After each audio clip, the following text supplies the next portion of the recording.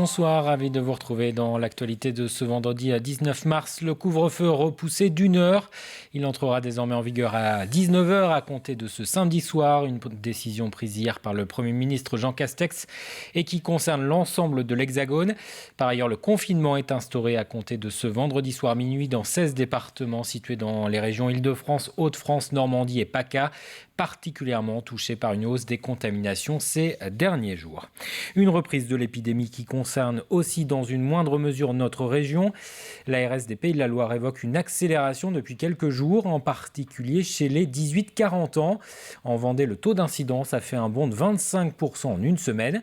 Il y a désormais 157 cas positifs pour 100 000 habitants. Cela s'expliquerait par la progression des variants qui représentent aujourd'hui 85% des tests positifs dans le département. Écoutez les précisions du docteur Pierre Blaise. On assiste à une accélération, un petit peu l'accélération qu'on redoutait de l'épidémie, mais en même temps, elle n'est pas surprenante puisque le variant est devenu dominant, qu'on sait qu'il est plus contagieux et qu'en conséquence, le taux de reproduction, c'est-à-dire le nombre de personnes que chaque personne contaminée va infecter, augmente. On était autour de 0,8 et on passe très logiquement un peu au-dessus de 1. Sans pour autant qu'il y ait eu du relâchement, c'est-à-dire qu'à comportement et à risque de transmission égal, eh bien, comme le variant est plus contagieux, eh bien forcément le nombre de personnes contaminées augmente. Et notez que dans le département, 22 classes sont actuellement fermées après l'apparition de plusieurs cas de Covid. Et ces conditions actuelles ne permettent pas la réouverture du Puy du Fou comme prévu le 3 avril. Le parc l'a annoncé aujourd'hui. Le début de saison est repoussé au moins jusqu'au 16 avril prochain. L'actualité, c'est aussi la politique et cette session aujourd'hui au Conseil départemental. Les élus étaient réunis pour voter le budget de 854 millions d'euros, dont 169 millions d'euros consacrés aux investissements, une hausse de 3% par rapport à l'an dernier.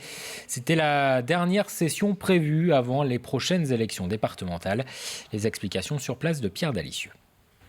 C'était un des moments les plus attendus pour la collectivité, celui du vote du budget, un budget 2021 qui aura été évidemment marqué par la crise sanitaire. 20 millions d'euros y auront donc été consacrés.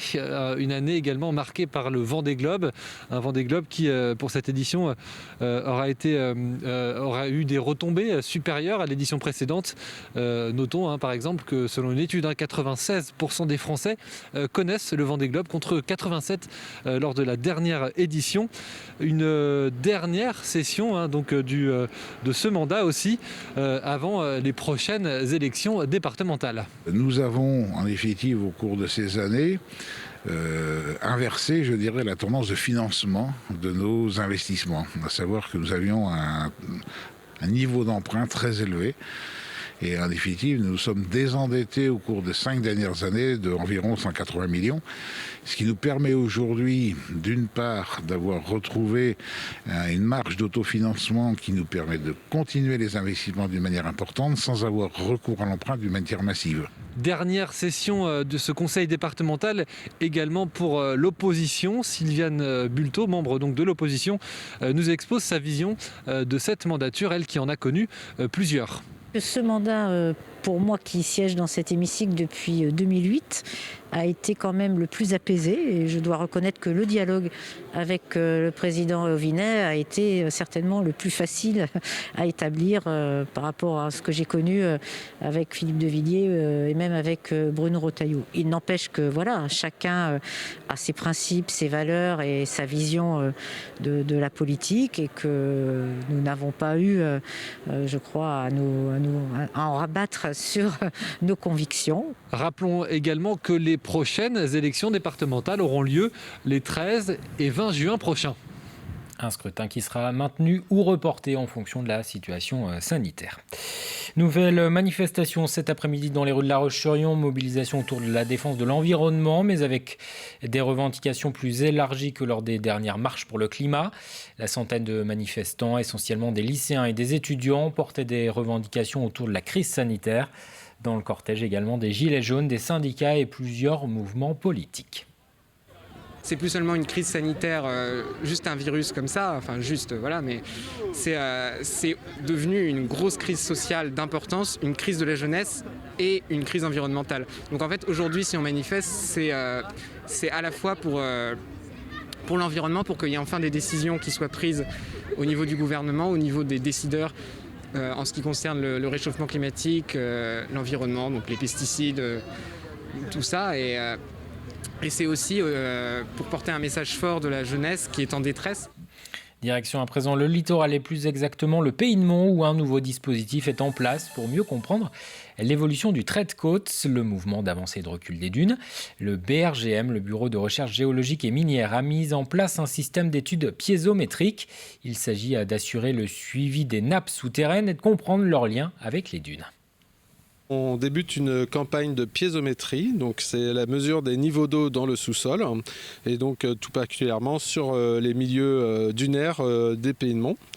Il s'agit en fait de mesurer ces niveaux d'eau, l'altitude de ces niveaux d'eau en tout point du territoire pour établir une cartographie donc de la forme, de la morphologie du toit de cette nappe qui est contenu dans le système dunaire. Le sous-sol, il est saturé en eau et cette saturation en eau, elle est plus ou moins saturée, mais c'est justement de voir comment ça peut être sursaturé et qu'est-ce que ça pourrait induire comme phénomène dans l'évolution du milieu. On fait aussi ce qu'on appelle des profils de dunes, donc on regarde l'altitude de l'océan jusqu'en haut de la dune.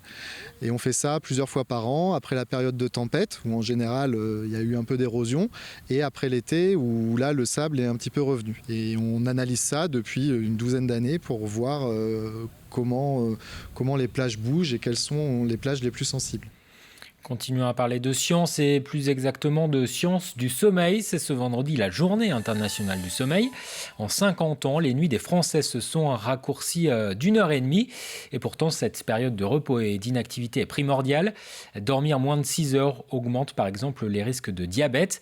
Ces liens entre sommeil et santé sont étudiés de près au centre du sommeil du CHU de Nantes où vous allez le voir, les nuits des patients sont examinées sous tous les angles. Reportage Alix Lanos.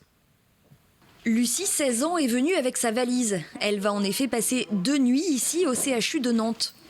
L'adolescente est venue pour un bilan d'hypersomnie.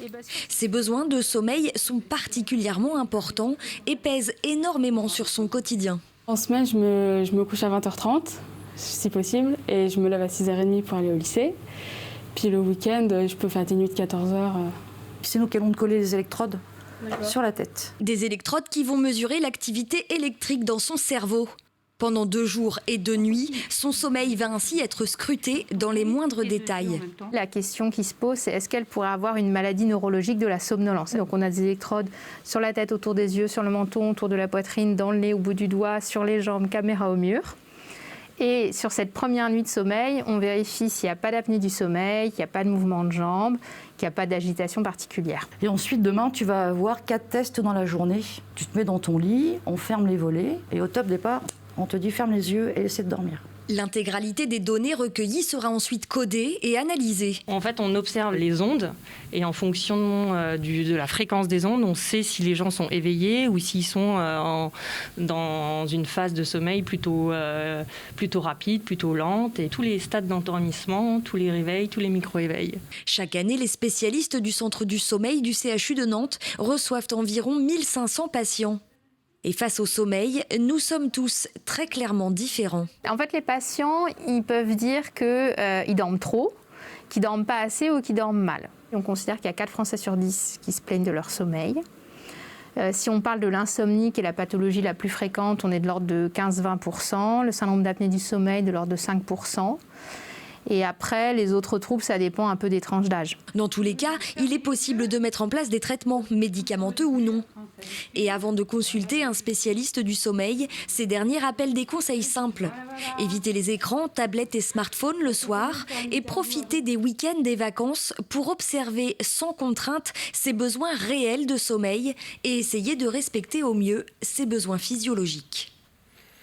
La semaine des mathématiques touche à sa fin. L'événement a été décliné dans plusieurs établissements scolaires du département, au programme des jeux autour des chiffres ou de la géométrie, mais aussi un escape game spécial maths. Au lycée François Truffaut de Challans, les élèves ont pu participer au concours national Kangourou. L'établissement est par ailleurs pilote dans l'académie, avec un laboratoire pour promouvoir les mathématiques, notamment auprès des lycéennes.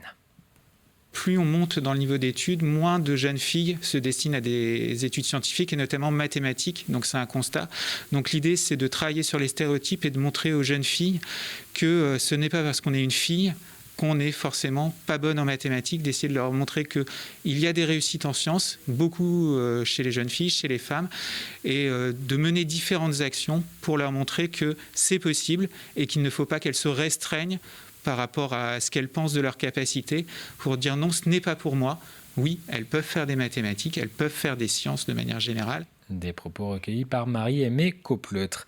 Et puis un dernier mot d'histoire. Il y a 150 ans, le 18 mars 1871, débutait à la Commune de Paris, une période d'insurrection contre le gouvernement d'Adolphe Thiers qui sera réprimé 70 jours plus tard, entraînant la mort d'environ 20 000 communards. Un collectif de Fontenay-le-Comte prévoit de commémorer ces 150 ans à travers plusieurs événements. Le premier aura lieu demain matin à Fontenay-le-Comte devant le musée vendéen. C'est surtout un appel pour faire connaître cette commune de Paris, ou c'est même ces communes de province, parce que beaucoup de gens ne savent plus ce que c'est que la commune de Paris. Certains ne sont même pas au courant qu'il y a eu des communes en province aussi. Et c'est dommage qu'une page de l'histoire de cette importance-là soit oubliée, soit passée dans la poubelle de l'histoire avec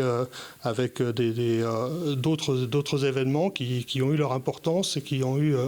Voilà, on retrouve notamment sur le féminisme, on est actuellement en train de se battre sur des choses que la commune de Paris avait mis en place, qui ont duré 70 jours au moment de la Commune de Paris et sur lesquels on revient maintenant. C'est la fin de cette édition. Merci de votre attention. Très bonne soirée sur TV Vendée.